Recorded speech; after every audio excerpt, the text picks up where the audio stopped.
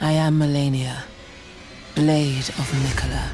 Malenia killed me over 30 times and is easily one of the hardest bosses in Elden Ring. I should hate her for all the pain that she's given me, but she's just so cool, man! She's got a sweet robot arm, awesome animations, and, you know.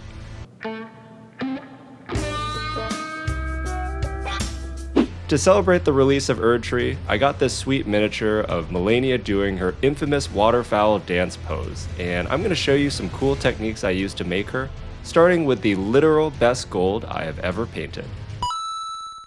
I'm going to paint her armor using non-metallic paints, in this case some browns, yellows, and ivory. Keep watching and I'll show you how I use these paints to trick your eye into thinking they're actual metallics. To start things off, I'm hitting everything with a black primer, then taking some quick reference pictures. These are going to be super critical in just a second here. Next, I'm base coating everything in Gothor Brown. This color is going to give us a really nice milk chocolate foundation to build on. Tasty. Alright, let's switch to our brush. I'm using Japanese Uniform from Vallejo and painting over all the areas where light would reflect off the metal. I'm intentionally doing this very roughly and adding on all these little scratches. I know it looks like garbage now, but this is really the secret to making it look great. Dang, bro. How do you know where to put the highlights? Great question, Tipathy. The reference pics I took earlier tell us a lot about where light would naturally reflect, so all I have to do is paint those spots on the model. I repeated this process on the sword, the legs, and the helmet, making sure to hit small details like the Gaelic knots over her eyes and her head wingies. Hell yeah, dude. Not only has these super scratchy highlights built a weathered texture on the model, but it's also created a subtle gradient between light and dark without me having to spend any time to blend it. I think it looks pretty cool now, but we've got 2 more layers that are going to make it look really insane. I'm taking some Tenaire yellow, and I'm highlighting the space inside our previous layer. This is the true metallic reflection of the gold and instantly gives it that really nice sheen. Once again, I'm adding more of these scratches to help blend the layers together and make everything look like a unified material. Alright, these parts look pretty good, but I want more. To complete the highlights, I'm mixing in some ivory with our Tenaire yellow for our brightest reflections. This is going to be used super sparingly, mostly on the edge of the blade and the top of her helmet. To wrap things up, I'm going to add some shadows with Arbuckle's Brown. Despite the name, this color is actually a dark purple, which is going to be perfect for us. Huh? Why are you using purple on gold? If you remember the color wheel from elementary school, purple is on the opposite end of the spectrum from yellow. The juxtaposition of these 2 colors next to each other is really going to make the gold pop insanely hard. I gotta say, this process was incredibly fun, and I probably spent more time on this than I needed to because the next phase was going to be pure agony for me, almost as bad as fighting Malenia herself. Alright, we've made a super convincing weathered gold for her arm, helmet, and legs, and at a distance it's almost completely believable as actual metal. If you think this looks cool, please consider liking, commenting, and subscribing to help my new channel grow. Alright, fun time's over. Now we have to do her clothes. The reason I'm afraid of this step is I am what doctors refer to as massively fucking colorblind, and her clothes are in a spectrum of shades that I have a really hard time seeing. Dude, no joke, I literally thought her blouse was Christmas tree green, but I did some color swatching and found out it was actually all browns. Like, seriously? I asked my wife to help me pick some colors, and these are the paints we're going to be using, starting with a base coat of dryad bark for a nice dark chocolate brown. I then sprayed on some Steel Legion drab for the initial highlights, doing my best to preserve the darker color in the lower areas. To build some definition, I'm going to use Xandri Dust. I'm taking a dry brush, getting most of the paint off, and then running it over all the raised areas. This really helps bring out the folds and areas of focus. Alright, Tipathy, zoom in so they can see this. On it, boss. I'm taking Xandri Dust, and I'm making tiny little dots, aka stipples, and adding them along the highlights. I followed that up with stippling in the opposite direction with a darker color, and what I'm doing here is creating a subtle texture to make it look more fabric-like, and you can see how much softer and interesting this makes the cloth. I did this for every single fold, and it was incredibly slow and frustrating because honestly the difference in color was almost impossible for me to see. 6 hours later. Ah, thank God it's over. We'll get back to doing fun stuff in a minute, but before we get there, I realized her skirt is a slightly different color than her jacket. Rather than repainting everything, I hit it with a few layers of thinned down gray and was able to make a subtle but noticeable difference in color. At least, I think it's noticeable. You guys tell me. Alright, our lady is looking good, so let's do some details. I did her shoulder strap in black leather, adding some weathering with Iroko and using a similar technique to how I did Carlax leather in my last video. You should go watch it. I then did the tiny charms on her waist with the same gold colors as her armor. Other than the size, the process was pretty much the same, and this added a nice detail to her booty. Her little sleeve loopies look pretty bright and delicate in my reference, so I painted them with a light brown, then stippled on some pure white. These little details really went a long way to making her brownish body pop. We'll wrap up the details with her dangly crotch chain. This thing is teeny tiny, but all the fundamentals are effectively the same. I pick a direction for the light source, build up the highlights, and we're left with a beautiful metallic effect. I really love painting non-metallic metal, so leave me a comment if you'd like a more detailed tutorial on how this works. Alright, let's do her skin next, and I'm going to show you guys how I did a really gross detail. I'm starting with a base coat of Bugman's Glow. This color is kind of pink, but will give us a nice shadow color. I am Malenia, fetus-skinned of Mikola.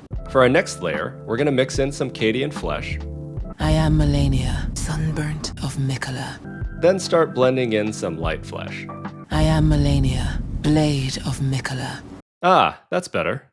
Malenia is infected with scarlet rot, aka wizard herpes, and it's most noticeable on her hand. The mini actually has some tiny texture sculpted in, so my first thought was to use washes to seep into the recesses. This really did not work, so I decided to just paint it on by hand. Using a fine tip, I painted dark patterns on her hand to mimic cracking skin. I didn't actually think I'd be able to paint this small, but the effect turned out really good, and I even added some to the inside of her leg. Alright, let's do her cloak and hair, then we can do the finishing touches I know you've been waiting for.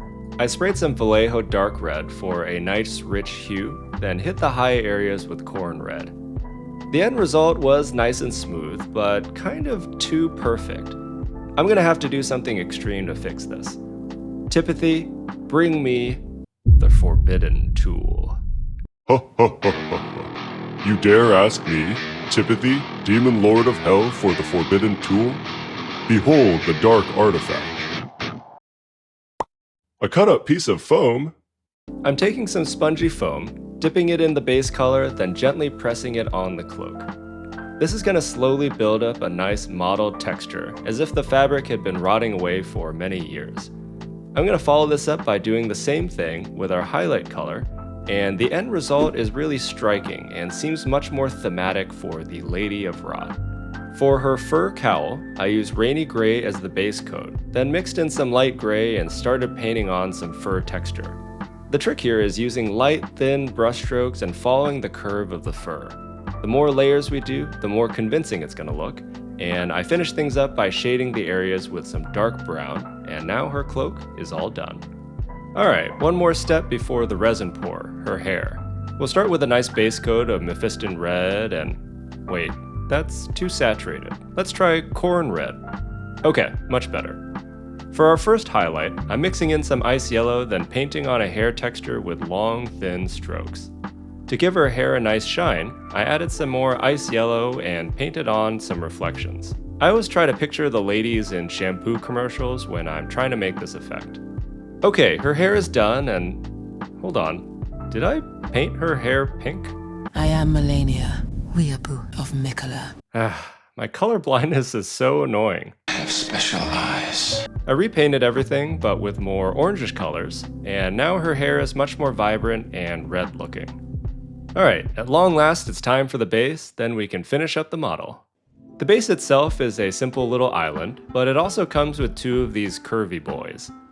These are supposed to represent her signature air trails when she attacks and serves as the connection point to the foot to hold her up in midair. For the air trails, I painted them gray, then tried to spray pure white towards the edge since I noticed that this is roughly how they look in the game. The base was also a pretty simple affair, mostly using dry brushing to bring definition to the rocks and the white flowers you see in the boss stage. It took some real finagling to get it all glued and stable, but I managed to force everything together eventually. Alright, let's resin pour. I carefully poured out some of part A, did the same for part B, then carefully poured them together, making sure to ruin the video footage with my stupid arm in the way. I started mixing with a silicone stick, then dropped 3 drops of blue and green dye into the mix. The dye was really fun to mix and created a nice hypnotic pattern. Better ingredients, better pizza. I read somewhere that putting your resin in a sonic cleaner helps get bubbles out, so I popped the resin inside and kept stirring.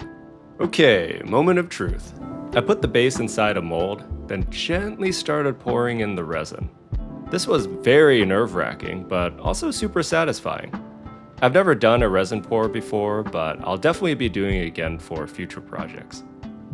Alright, normally we'd have to wait 24 hours for this to cure, but I already have one prepared in the oven. I gently took it out of the mold, then as a final touch, I layered on some Mod Podge and used my airbrush to create some ripple effects. Once again, we need to wait for it to cure. Nope, I have another one in the oven. While I'm doing the final assembly, thank you very much for watching my video. I received so many lovely comments on my last one, and it's really helped me fight my own anxieties about YouTube. Also, big shout out to my first patrons, Fred and Igor. Glorious! If you'd like to support the channel, I have a Patreon and Discord set up where we can hang out and trade advice about miniature painting, and 50% of all pledges will go to charity forever. Alright, Tipathy, let's show 'em the goods.